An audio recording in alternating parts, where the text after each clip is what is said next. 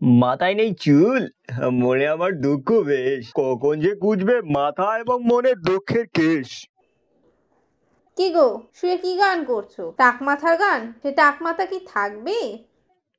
রানী, বেশি বেশি হয়ে যাচ্ছে। তুমিও আমার টাক মাথা নিয়ে মজা করছো। করো করো, একবার এমন একটা দিন আসবে দেখবে আমার মাথা ভর্তি থাকবে চুল, কোলা ভর্তি থাকবে ধান, সেদিন দেখবে আমি কি জিনিস। স্বপ্ন স্বপ্নই থাকবে, হবে না বাস্তব। টাক মাথায় হাত বুলাতে বোলাতে তুমি ভাবোই ওইসব। আরে যাও তো, আর ছন্দ মিলাইয়ে মিলাইয়ে বাঁশ দিতে হবে না, যাও তো। যাবো কি? এক মুঠো চাল ডাল কিচ্ছু নেই। যাও দোকানে গিয়ে চাল ডাল আনো। এই রোদের মধ্যে খোলা মাথা নিয়ে বাজার করতে যাবো বুঝি? তো টাক হয়েছে তো কি হয়েছে? না, তেমন কিছু না। আচ্ছা, আমি যাচ্ছি, কই টাকাটা তো দিবা। কাজকর্ম তো কিছুই করো না। আমি মানুষের বাড়িতে গিয়ে কাজ করে কয়টা টাকা পাই, সেইটা দিয়ে সংসার চলে। এভাবে আর কয়দিন চলবে? কিছু তো একটা করবা। কি আর করবো গিন্নি, আমার টাক মাথা দেখে সবাই দৌড়ে চলে যায়। আমাকে আমার টাক মাথার জন্য কেউ আমাকে কাজেও নেয় না। মানুষে মানুষে কত ভেদাভেদ। টাক মাথা হয়েছে তো কি হয়েছে, কাজটা তো তুমি করতে পারবে। আচ্ছা যাও, বাজার থেকে কিছু নিয়ে এসো। এই নাও 5 টাকা দিলাম। আচ্ছা গিন্নি। এরপর মদন বাজারের দিকে চলে যায়। বাজারে যাওয়ার পথে হঠাৎ তার সাথে দেখা হলো তার কাছের এক বন্ধু হরিশের সাথে। আরে আরে হরিশে, কি খবর বন্ধু, কেমন আছিস? এই তো ভালো। তোর এ কি অবস্থা? তোর মাথা তো দেখি খেলার মাঠ হয়ে আছে। আরে হরিশ, তুই শুরু করছিস? আরে মজা নিস না, আরে কিছু মনে করিস না, এমনি আর কি করে বলছিলাম। কেমন আছিস বল? হ্যাঁ হ্যাঁ হরিশ, খবর কি? তুই আমার টাক মাথা দেখে যেমন মজা করছিস, ঠিক সবাই এমন ভাবে মজা করে আর আমাকে ছোট করে কথা বলে। সে কি কথা? আসলে এটা করার পেছনে একটা কারণ আছে। আসলে তুই যদি আমাদের এই গ্রামটা পুরো ঘুরে দেখিস, কোনো টাওয়া খাওয়ালা মাথা তুই পাবি না। হ্যাঁ, ঠিক বলেছিস। কিন্তু মদন, আমার একটা কথা ঠিক মাথায় ঢুকছে না। কি কথা হরিশ? আমার না টাক মাথা, এই কারণে মাথায় কোনো কথা ঢুকে না। তোর তো সব মাথা ভর্তি চুল, তাহলে কেন ঢুকছে না? ওরে মদন, তুই তো দেখছি আগের মতোই রয়ে গেলি। অপমান করার সুযোগ পেলে তুই আর ছেড়ে কথা বলিস না। আসলে কথা হচ্ছে, ছোটবেলায় তোর মাথায় আমার মাথায় কত সুন্দর চুল ছিল, আর তোর চুলগুলো আমার চুলের থেকেও অনেক বেশি সুন্দর ছিল। তা কিভাবে কি হয়ে গেল যে তোর মাথায় একটা চুলও নেই? সে অনেক কাহিনী, তোরে কিভাবে যে বলি। আচ্ছা, এখানে বস, গাছের ছায়াতলে বসে তোরে আজকে সকল কাহিনীটা তোকে খুলে বলি। কাহিনী? আচ্ছা ঠিক আছে বল, অনেকদিন পর তোর সাথে দেখা হলো, শুনি তোর কাহিনী শুনি। তাহলে শোন, সবে মাত্র আমার বিয়ে হয়েছিল। কনে পক্ষ আমাকে দেখে যত না খুশি হয়েছে, তার থেকে বেশি খুশি হয়েছিল আমার চুলগুলো দেখে। একদিন আমি আমার গিন্নিকে নিয়ে শ্বশুর বাড়িতে গেলাম বেড়াতে। তারপর মা, ও মা। আরে রানী যে, আরে জামাইও তো এসেছো, দেখ জামাই, আসো আসো, ভেতরে এসে বসো। না মা, আমার চুলগুলো একটু ভিটামিনের দরকার আছে তো, রোদের আলোয় ভিটামিন ডি রয়েছে, তার চুলের জন্য খুবই উপকারী। আরে কি যে বলো বাবা, তুমি রসিকতা একটু বেশিই করো। হা হা, আপনি একটু আমার জন্য পানি নিয়ে আসুন তো।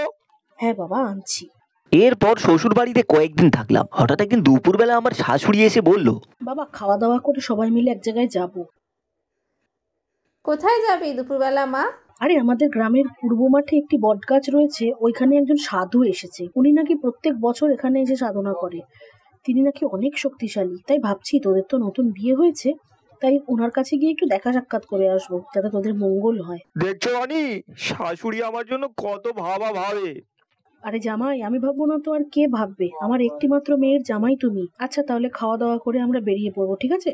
আচ্ছা ঠিক আছে মা, আমার চুলগুলোতে একটু তেল দিতে হবে। আসলে কেউ তো আমাকে পছন্দ করে না, আমার চুলগুলোকেও পছন্দ করে, তাই একটু যত্ন করি। আরে তুমি থামো তো, সেই আশা থেকে চুল নিয়ে পড়ে আছো। আরে রানী, আমার কাছেই তো চুল, আর তো কিছুই না, তাই নিয়ে আমি থাকি। তুমি থাকো তোমার চুল নিয়ে, আমি একটু আসি।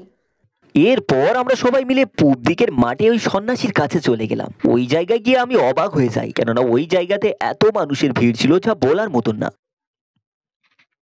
শাশুড়ি মা, এখানে তো কত মানুষ, এত মানুষ এই সন্ন্যাসী বাবার কাছ থেকে কি কি নিবে? কোনো কথা বলো না তো। রানী দেখো দেখো, সন্ন্যাসীর মাথাটা হাত দেখতে কেমন লাগে, যে সন্ন্যাসী নিজের মাথায় চুল গজাতে পারে না, ওরা কি আমাদের ভালোর জন্য প্রার্থনা করবে? জামাই তুমি চুপ করো, তোমার কথা সন্ন্যাসী বাবা শুনছে, উনি কিন্তু রেগে গেলে সর্বনাশ হয়ে যাবে। আরে কি যে বলেন মা, এই দেখুন এই দেখুন, সন্ন্যাসীর টাক মাথায় পাখি তার মলমূত্র ত্যাগ করলো। হা হা হা। আমার সব কথা শুনে সন্ন্যাসী রেগে লাল হয়ে গেলেন, আর সবাই আমার দিকে দ্যাব দ্যাব করে তাকিয়ে রইলেন। আমি কিছুটা সময় অপ্রস্তুত হয়ে গেলাম। সন্ন্যাসীর চোখগুলো রাগে লাল হয়ে গেল। তিনি আমার নাম ধরে ডাকতে লাগলেন। মদন, তোর এত বড় সাহস, তুই আমাকে নিয়ে মজা করিস? আমি ভয়ে ভয়ে সন্ন্যাসীর কাছে গেলাম।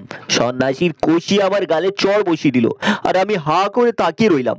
তাড়াতাড়ি এদিকায়, তুইও একদিন আমার মতো ন্যাড়া হয়ে যাবি, তখন বুঝবি তোর এই অহংকার কোথায় যায়। একদম টাকওয়ালা হয়ে যাবি, পরে বুঝবি টাক থাকার কি জ্বালা। সন্ন্যাসীর কথার পাত্তা না দিয়ে আমি চলে আসলাম শ্বশুর বাড়িতে। মনটাও খারাপ হয়ে গেল।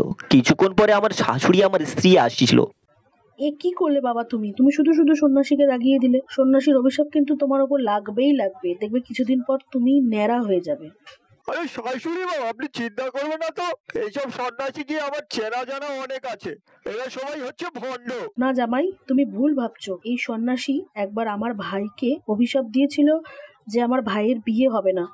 দেখো, তোমার মামা শ্বশুরের এখনো বিয়েই হয়নি। রানী, তোর জামাইয়ের স্বাদের সব চুল উঠে যাবে। ওগো, এ কি করলে তুমি? তাহলে আমার সুন্দর চুলগুলো উঠে যাবে? ওগো শাশুড়ি মা, আমার তো সত্যি সত্যি চুল উঠে যাচ্ছে, এবার আমার কি হবে? আমার কথা তো বিশ্বাস করনি, এবার টাক মাথা নিয়ে থাকবে। এরপর থেকে আমার সব চুলগুলো উঠে যায়, এই হলো আমার টাক মাথার কাহিনী। তোর কাহিনী শুনে হাসবো না কানবো বুঝতে পারছি না। আরে যার মাথা টাক সে বুঝে জ্বালা, বাকি সবে করে হাসি ঠাট্টা। তোর টাক মাথার শোকে তুই কবি হয়ে যাচ্ছিস, মাথায় যদি এখন চুল গজায় কি হবে বুঝতে পারছিস তো? কি যে বলিস হরিশ, আমি তো কম চেষ্টা করি নাই চুল উঠানোর, কিন্তু কোনো কাজই হয়নি। এই দেখ, নকল চুল আমার, এটা এরকম একটা জিনিস তোর মাথায় এমন ভাবে লাগিয়ে দেবো তুই বুঝতেও পারবি না, আর একেবারে লাগবেও পুরো সত্যিকারের চুল। কি বলিস হরিশ, সত্যি নাকি? তাহলে লাগিয়ে দে তো। এরপর হরিশ মদনকে ওই আলগা চুলটা পরিয়ে দিল। আসলে তো হরিশ, আমার মাথা তো আগের মতোই চুল দেখাচ্ছে। আর এটা কিন্তু নকল চুল, মনে রাখবি, বেশি হাওয়া বাতাস দিলে কিন্তু যখন তখন উড়ে যেতে পারে, তো সাবধান। আচ্ছা আচ্ছা, ঠিক আছে হরিশ, তোকে অনেক অনেক ধন্যবাদ। ওরে, ধন্যবাদ দিলে কাজ হবে না, কিছু টাকা দে। টাকা? এই নে 5 টাকা। এরপর মদন খুশি মনে বাড়ি চলে গেল। রানী, ও রানী, কোথায় গেলে? দেখো আমার মাথায় চুল। কি বাজে বকছো? বাজার আনছো কিনা ওইটা বলো। ও আসলে তুমি যে টাকা দিয়েছিলে, ওই টাকা দিয়ে তো আমি আলগা চুল কিনে নিয়ে চলে এসেছি। কি, তুই আলগা চুল কিনে এনেছিস? তোর আলগা চুলের একদিন কি আমার এক কামাই তো 2 টাকাও করিস না, আবার আলগা চুল কিনিস? তুই ওই টাক নিয়েই থাকবি, তোর আলগা চুলটা আমি আজকে পুড়িয়ে দিব। এরপর রানী মদনের মাথা থেকে আলগা চুলটা নিয়ে পুড়িয়ে দিল। ও রানী, তুমি এ কি করলে? তুমি আমার আলগা চুল, টাক আছে যার, দুঃখ আছে তার, বাকি সবই করে তো হাসি ঠাট্টা।